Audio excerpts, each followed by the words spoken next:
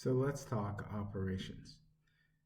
Now, depending on the level of value that you're operating on in your practice, operations or automating operations is going to look a little different. Now, if you're, two videos into the series and you haven't quite seen our webinar on the 4 levels of value, feel free to check it out. It's www.emedicinehealthcare.com/watch webinar replay. A little bit long, but I'm sure you'll find it if that's what you're looking for. Functionally, what we do is we break down the 4 levels of value in your practice and how you use telemedicine to automate it and stop training time for money. In this particular series, we're getting a little more granular with each phase, and we're talking about the automation piece. So the last time we talked about the inputs into your practice. Now we're going to talk about the operations. Next time we're going to talk about outputs. So let's jump in and define operations so we're all on the same page. So what are even operations? If you're, depending on what kind of physician you are, you might actually be doing some physical operation. If you're a dermatologist, an orthopedist, or a cardiologist, you may be doing some various levels of operation. What we're talking about, for the sake of definition, is the day-to-day administrative, financial, legal tasks that ensure your practice runs smoothly. Okay, some of the examples of operations that are run in your practice and that you might want to automate, which is the first part of automation, collaboration, and delegation, so that you're no longer trading time for money, might be some processes including, scheduling. You might want to automate scheduling so that you or your staff are no longer doing that, and that's huge, particularly for patients. Patient records, you're probably already using some sort of EHR. If you may have some sort of FAQ for patients, and you may be using some sort of chatbot or integration there on your website. Record keeping, again, that might come back to your EHR. You're definitely using some automation in that regard. And of course, records of medical and office supplies. Now, these might not be things that are operations that you yourself are handling in your practice, but what we're going to do is we're just going to talk about these as examples and get a little more granular into what is it that I'm going to be automating in my practice. We looked at the inputs, now let's look at the operations. Okay, so let's say Dr. Carl is operating on the lowest level of value in terms of practice. Dr. Carl is operating on the level of implementation, meaning that Dr. Carl is the person that does the thing. He's currently not in collaborative practice, or he's still actively seeing patients, and so he has to look at, Anthony, what parts am I going to automate? Well, he's automated the inputs in terms of, initially, let's just define Dr. Carl implementation. He is a person doing the thing. So he is a doer. Actually, let's put him down here. Dr. Carl is a doer, which is a good thing. Unfortunately, since Dr. Carl is the person that's doing the thing, he's going to run into a little bit of a challenge. Dr. Carl is also only going to be able, he's a physician, so that's Dr. Carl, to go one to few and not one to many. So that means Dr. Carl is only going to be able to see a few patients, because while his patients think he's Superman, he is still not able to be in multiple places at one time. So what are some things that Dr. Carl may want to automate? Well, he might want to automate patient scheduling, right? So that's something that normally is done. He may have an admin currently doing that. And so Dr. Carl may want to incorporate some sort of sales scheduling, rescheduling, cancellation capability for his patients. Whether you're on the Canadian side or the American side of the border, you're always going to have to deal with patient scheduling. But on the Canadian side, particularly in Ontario, let's say, for example, there is a chronic shortage of MDs. And so we're seeing their admins just get swamped with constant scheduling, referrals, that sort of thing. So why not have some sort of automated integration for scheduling that shows what the availability looks like for Dr. Carl? Okay, gotcha.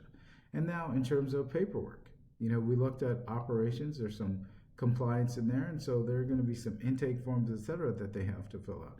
Well, let's automate that too. We know that each patient's going to need to have appropriate intake documentation as well as note taking. Now, he may have some charting capability in his EHR, but what about the initial intake, the consent to treat, etc.? Well, we can automate that with some eSign. And then in terms of scheduling, we might have some automated reminders. I'm sure you have some measure of that. And some capability. And then billing, if we're on the American side of the border, we might want to capture a copay at time of scheduling instead of time of service, and then have a form of payment on file in the event that we have any billing issues. Okay? And this is all because Dr. Carl is largely doing it himself. He's so focused on seeing patients, he may not necessarily have time to chase his staff, and we want to free them up, particularly if he's on the Canadian side of the border, to ensure that he has ample bandwidth to take care of the important things that he needs to take care of and not worry so much about an admin tasks or his team being swamped by that. Okay, got you. So Dr. Carl's operating on the lowest level. Let's see what Dr. Rika's doing. Dr. Rika's got some level of unification. So in this context, that's the second highest level. It means you bring the people together to do the thing. And so in Dr. Rika's case, she's gone one to many. Okay? Let's see, let's bring this down here. So Dr. Rika has gone one to many. Okay? And so she's the one, and she's gone to many. Okay, well, how's Dr. Rika managed to do that? Well, she's in collaborative practice with some practice extenders. And of course, in the webinar, again, we've covered this, and we covered this in a couple other videos, but if she's in collaborative practice with practice extenders, like PAs, APNs, or NPs, depending on what side of the border she's on, let's say she's on the American side for the sake of argument, she's going to be able to see even more patients via her practice extenders. And so when we talk about automating, particularly in the instance of telemedicine, Dr. Rika in her brick and mortar has gone one to many, right? And now via telemedicine, in terms of internal operations, Dr. Rika is now communicating largely with her practice extenders, right? And so she's reduced her decision fatigue because she's now operating with higher level practitioners who have a high level of expertise rather than directly to patients who have a lower degree of technical proficiency when it comes to medicine. Obviously, they're not doctors, and they came to see an expert. And so Dr. Rika now is able to multiply her efforts and her time so she can be even more effective because she's gone from being one-to-one to one-to-many. What does that look like in terms of automation? That means each of these clinicians is on the telemedicine practice platform. Now they're able to see patients here on the telemedicine platform or in the brick and mortar. They're also able to refer in office if necessary, all via the same infrastructure. So what they've done, or rather what Dr. Rika's practice has done working with us, is we've gone in, we've done a done-for-you telemedicine platform for her, completely automated and completely connected to her practice in a way that it integrates into her calendar. It also, she can use her pre-existing EHR, and she has all the self-scheduling capabilities and all the practice automation of Dr. Carl. But since she's in collaborative practice, she focuses her time on communicating with her practice extenders, and then she can see patients at her discretion. Now the beauty is the automated reminders to show up, the follow-up sequences after a patient is seen, if they cancel, the no-shows, requesting that they reschedule are all automated. So Dr. Rika's team, her admins, and her practice manager can now focus on all of the elements of running the practice without that extra burden, right? So her practice manager can focus on working with the billers and managing the team, and the admins can focus on the answering patients' phone calls, questions, and the MA tasks that may be necessary. restocking, ordering, things of that sort. So Dr. Rika and her practice extenders are really in sort of a sweet spot because the majority of the heavy lifting is done by the platform or the automation, which leaves the team open to be more productive, and the practice extenders and Dr. Rika specifically reduces their decision fatigue. Okay, great. Now, in terms of operations, what operations to automate on the communication level, what's amazing is that Dr. Sarah is also going one-to-many. So Dr. Sarah is also working with multiple practice extenders. But Dr. Sarah may have gone even further, and she may have another MD working in her practice. So not only does Dr. Sarah manage these clinicians, she may also be in collaboration with another clinician. Now, all of this clinician can also operate with some practice extenders, right? Whether in the brick and mortar or on the platform. Well, Dr. Rika is on the telemedicine platform, or rather her practice extenders are. So she's optimizing. She has all of the same resources as Dr. Rika and Dr. Carl. So Dr. Sarah has all of the infrastructure, all of the support, and then additionally, so does her additional MD. And so they can be managing multiple practice extenders, all from the same platform. And again, we have the brick and mortar capability to refer in office. All of the records, everything is centralized in the EHR, so they don't have to switch or jump back and forth between two systems.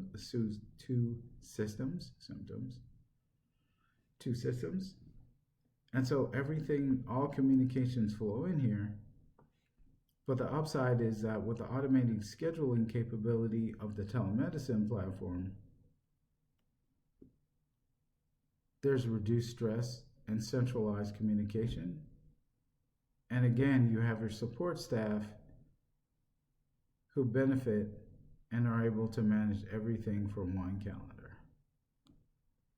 So that's huge. So whether they're operating in the brick and mortar or on the virtual platform, they're still in the same spot.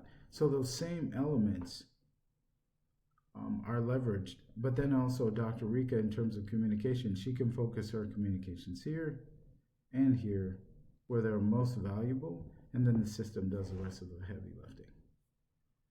Okay, awesome. Now, here's what's really cool for Dr. Dan.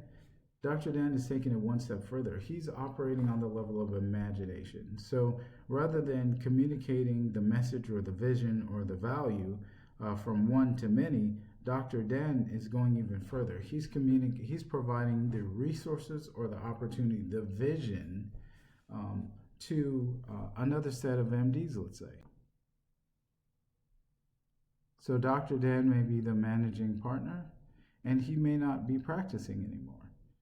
And these MDs are now in collaborative practice with practice extenders. And we're going to do some back of the napkin math, because we know that Dr. Dan's motivation for this has been to leave a legacy. He has an established brand. He has an established practice. And he wants to create opportunity for others. That's his goal. And so what Dr. Dan is going to do now is he's going to acquire the resources. So he's going to purchase the telemedicine platform. Okay. And this will exist aside from his brick and mortar practice. And so his advertising and marketing is healthy, because remember, he's operating on the highest level of value, has an established brand and practice. And so if that's where Dr. Dan is, and that's what he's trying to accomplish, then Dr. Dan is going to allow create or manage the patient traffic into this virtual platform. And so Dr. Dan is going to spend his communication or invest his communication with these MDs in creating opportunity. So he's going to purchase an opportunity for each of them on the platform. And so since it is a little less than $20,000 a piece, we know that for Dr. Dan, that's 20K, let's round up.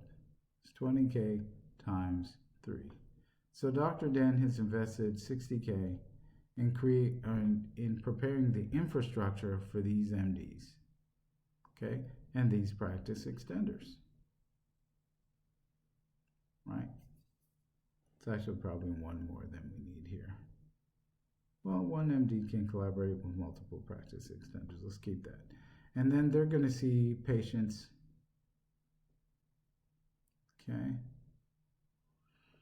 Now, Dr. Dan has all of the same resources and infrastructure that Dr. Rika enjoys, Dr. Sarah rather, Dr. Rika, and Dr. Carl, right?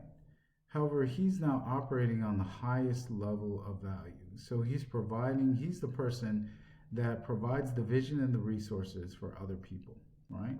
So he's made the 60K investment, 20K per physician. Okay, and so they are now in collaboration with practice extenders. Let's do a little math. So we know Dr. Dan's initial investment now is $60,000. Let's say each one of these MDs is in collaborative practice with, let's do 3 practice extenders. You know what? I've got so much extra real estate. Why don't I do that? So he's in collaboration. Each one of these doctors is in collaboration with 3 practice extenders, right? And they see, so there's 3 PEs, there's 3 MDs, right? And each of these 3 MDs is in collaborative practice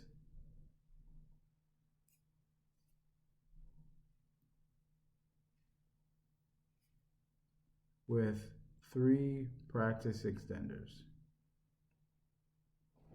These practice extenders see 3 patients per hour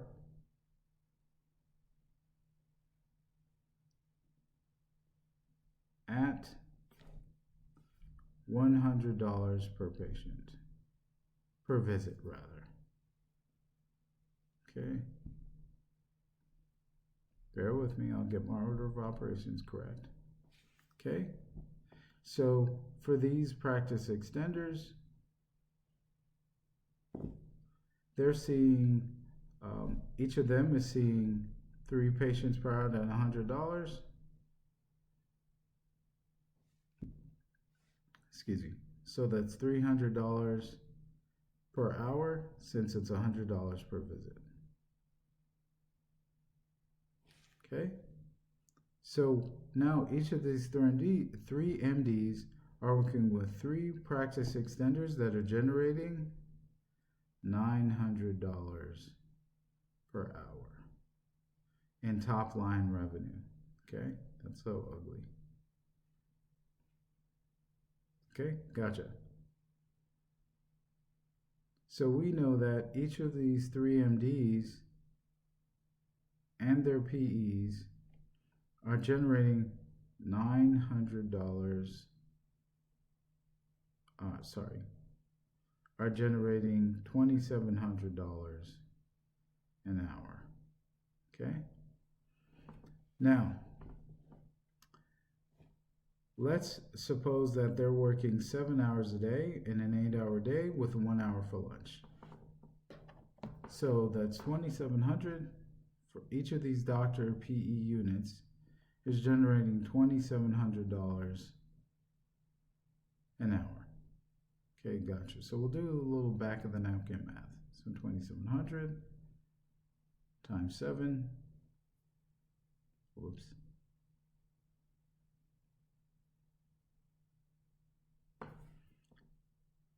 So 3 MDs and 3 BEs, that's $18,900 per day. Okay, times a 5-day work week, that's $94,500 per week, per work week. Okay, and let's say they work 48 weeks a year. That's $4,536,000 generated by these clinicians. Now, what we didn't look at is the fact that half of that will go back to, in terms of top line revenue and compensation. Dr. Dan has been able to create provide the resources for $4,536,000 to be created in wealth. There's a couple different ways Dr. Dan can split that up. He can say, you know what, we're going to pay the practice extenders.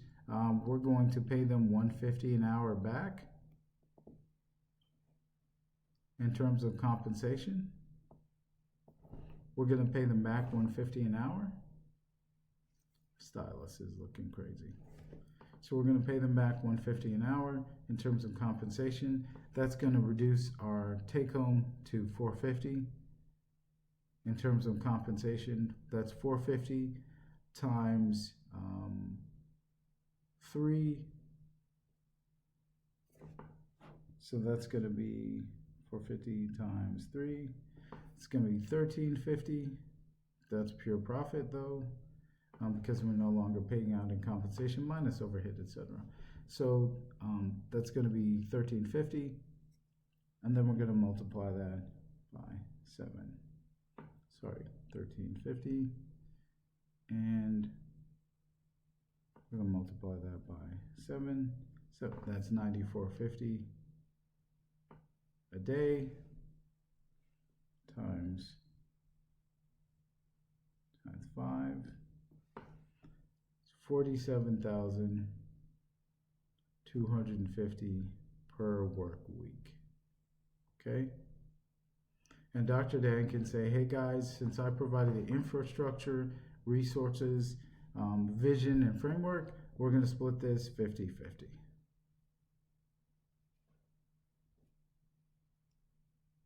Okay? And so Dr. Dan, by leveraging his imagination and automating the operations within the practice, providing a framework to other physicians to automate the practice, provide automation. He himself, for an initial investment of less than $60,000 a year, has facilitated or empowered them to generate over $4 million a year in top line. And in terms of profit, you're looking at $47,000 a week. And then we're going to go ahead and do the yearly total, which is $47,250 times 48 weeks. That's $2,268,000 in profit. This, of course, is minus advertising costs, etc. But in terms of overhead, it's pretty flat. So we generated $2,268,000 in profit from $4,536,000 in total revenue. That's a pretty good margin. So this is the way that we automate the operative components of the practice using telemedicine.